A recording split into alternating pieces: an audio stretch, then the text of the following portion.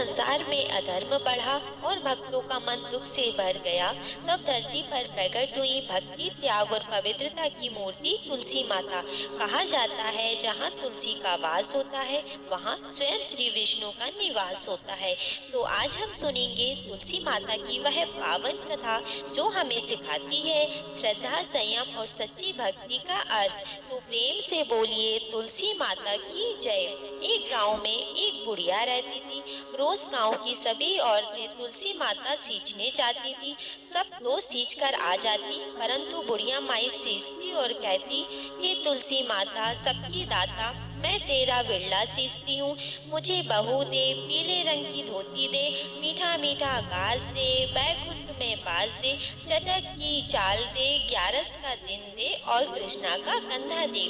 तब तुलसी माता यह बात सुनकर सूखने लगी। तो भगवान ने पूछा, ये तुलसी माता आप क्यों सूख रही हैं? तब तुलसी माता ने कहा, मेरे मन की मत पूछो। तो भगवान ने कहा, अगर मैं यह बात नहीं पूछूंगा तो कौन पूछेगा? तो तुलसी माता ने कहा, एक बुढ़िया रोज आती है और यही बात कह जाती है, परंतु मैं सब बात तो पूरी कर दूंगी, लेकिन कृष्ण का कंधा कहाँ से दूंगी? तो भगवान बोले, जब ये मरेगी तो मैं अपने आप इसे कंधा देने आऊंगा, तुम बुढ़िया माई से कह दियो। और इतना कहकर भगवान अंतर ध्यान हो गए।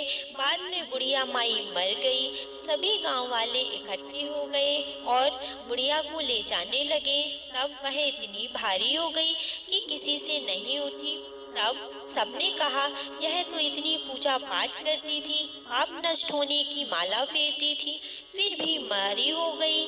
बूढ़े ब्राह्मण के रूप में भगवान आए और सबसे पूछा, यह कैसी भीड़ है? तब उसमें से एक आदमी बोला, यह बुढ़िया मर गई, पापन थी इसीलिए किसी से नहीं उठती। तो भगवान ने बुढ़िया के कान के पास जाकर कहा, बुढ़िया माई अपने मन की निकाल ले, पीताम्बर की धोती ले, मीठा मीठा घास ले, बैकुंठ का बास ले, चटक की चाल ले, चंदन का काट ले, झालर की झनकार ले, दाल भात को जीम ले और कृष्ण का कंधा ले। फिर यह बात सुनकर बुढ़िया माई हल्की हो गई। भगवान जी अपने कंधे पर उस बुढ़िया माई को ले गए और उसे मुक्ति मिल गई। हे तुलसी माता, जैसी उसकी मुक्ति करी, जैसी हमारी भी करना, और जैसे भगवान ने उसे कंधा दिया वैसा ही हमें देना।